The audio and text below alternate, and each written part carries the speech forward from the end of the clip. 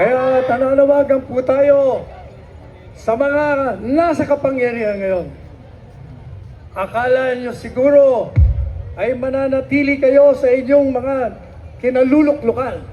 But let me tell you this, sasabihin ko na sa inyo, nabibilang na ang mga araw nyo!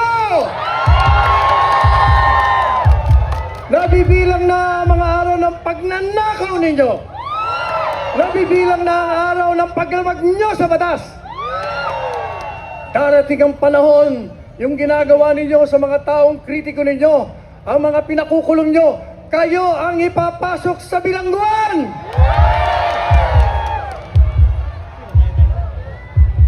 Kaya, manalangin po tayo. Sana magbago pa sila. Sana magkaroon ng pagbabago ang kanilang mga kalooban. Sapagkat pag hindi, maniwala kayo't hindi matatapos ang buwan na ito.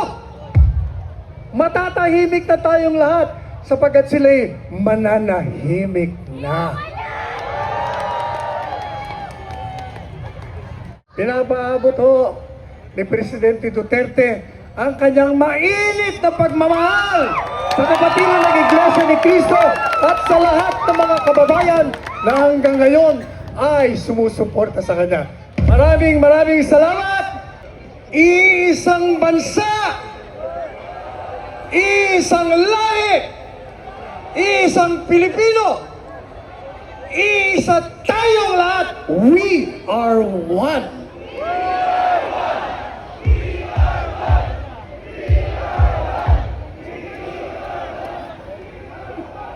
Kinakailangan pa ang kapatiran ng Iglesia ni Cristo ang manguna upang magising ang ating mga kababayan.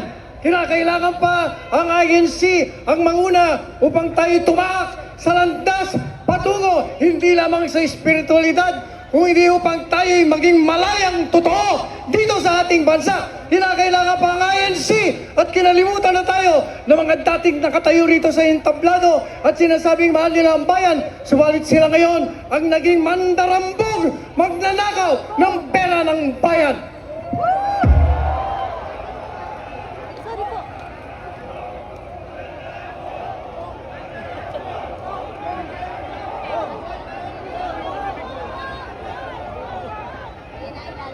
Mukhang hindi maintindihan ng mga nasa administrasyon. Sabi pa naman yung mga nagrarally daw, kailangan should act in accordance with law. Kailangan daw sangayon sa batas. Kayo nga ang naging dahilan kung bakit nasa lawas ng kalye ang mga kababayan natin sapagkat hindi nyo ginagawa ang naaayon sa batas.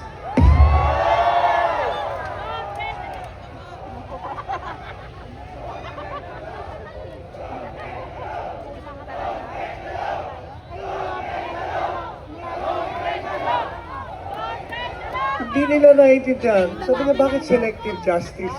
Sus Mariosep. Selective justice sapagkat ang inuusig niyo lamang ay ang mga kritiko ninyo, yung mga naglalabas ng korupsyon sa ninyong pinakukulong. Kaya selective justice ang tawag doon. Bakit hindi niyo maintindihan? Napaka-tangier niyo naman!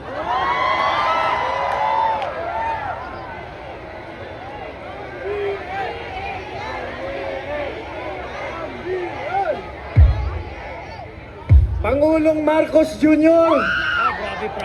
Biro mo, kating-kati ang kanyang paa.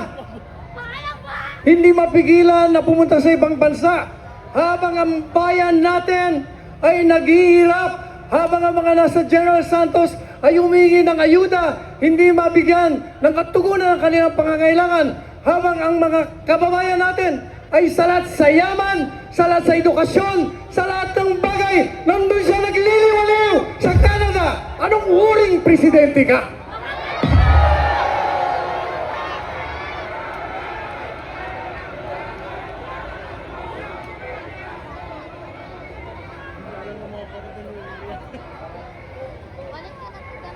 tatapusin ko, maikli lang sasabihin ko.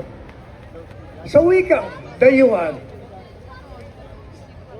alam niyo ba kung anong pinakamataas na batas? Sa wikang dayuhan, sinasabi, salus populi est suprema lex.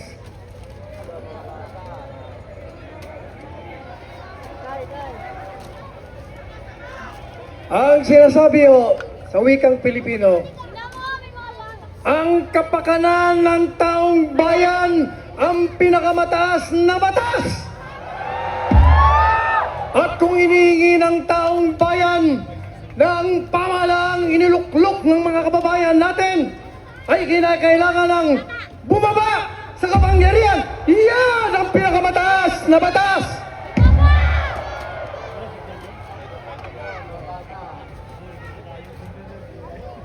Sila po ay inihalal natin. Sa ngayon sa saligang batas, isa lamang ang pangunahing layunin ng isang pamahalaan. Tayo ang lumikha ng pamahalaan. Ano ba ang layunin? Sa ating konstitusyon, nakalagay doon, the primary purpose of the government is to serve and to protect the people. Ang pangunahing layunin ng isang pamahalaan ay pagsilbihan at bigyan ng proteksyon ang mga sambayanang Pilipino na lumikha sa pamahalaan. Tayo ba ay pinagsisilbihan nila? Tayo ba ay binibigyan ng proteksyon? Sila ba ay nagkakamkam ng kayamanan namin? Sila ba ay nagpapahirap sa taong bayan? Sila ba ay lumalawag sa batas? Hanggang ngayon hindi nila alam yun. Nalalasing sila sa kapangyarihan. Nagpapakasasa sila sa pawis ng mga kababayan natin. Nagliliwaliw. Alam po ninyo, sa aking pagtatapos, may naalala kong natutuhan ko sa UP College of Law. Alam niyo kung ano? Sa wikang dayuhan ang sabi ganito, for whom the gods wish to destroy, they first make mad.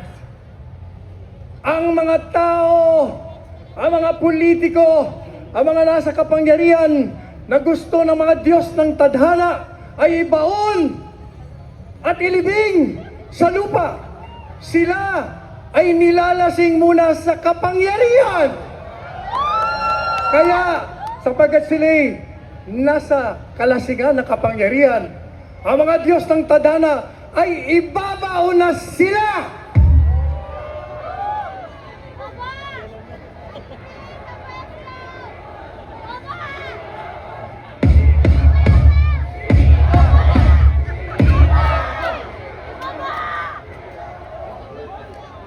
Biro nyo slogan natin, we are one. Pero sila, ayaw nilang sumali sa atin. Hindi sila kasama sa ating lahat. Anong gagawin natin sa kanila kung ayaw nila?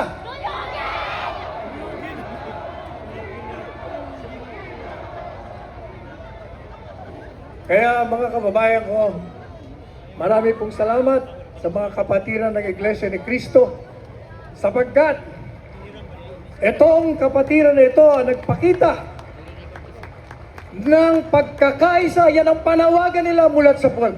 Magkaisa tayo. Hindi po pwede magkawatak-watak tayo. Subalit, pag ang mga nasa kapangyarihan inilagay natin sa kanilang mga posisyon, ay ayaw makipagkaisa, anong gagawin natin?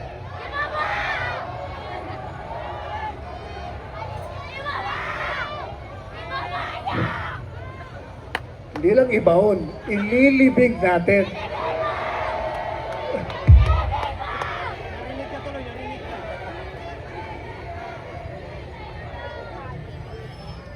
Kaya tananawagan po tayo sa mga nasa kapangyarihan ngayon. Akala nyo siguro ay mananatili kayo sa inyong mga kinaluluklukan. But let me tell you this, sasabihin ko na sa inyo, nabibilang na ang mga araw nyo! Nabibilang na ang mga araw ng pagnanakaw ninyo! Nabibilang na ang araw ng paglamag nyo sa batas!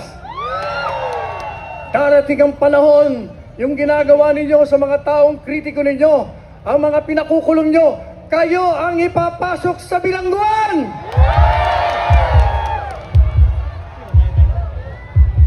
Kaya, manalangin po tayo. Sana magbago pa sila. Sana magkaroon ng pagbabago ang kanilang mga kalooban. Sapagkat pag hindi, maniwala kayo't hindi matatapos ang buwan na ito. Matatahimik na tayong lahat sapagkat sila'y mananahimik na. Ulitin naman natin. Iisa ang bansa. Isang langit. Isa ang bayan. At isang kabayanihan. We are one.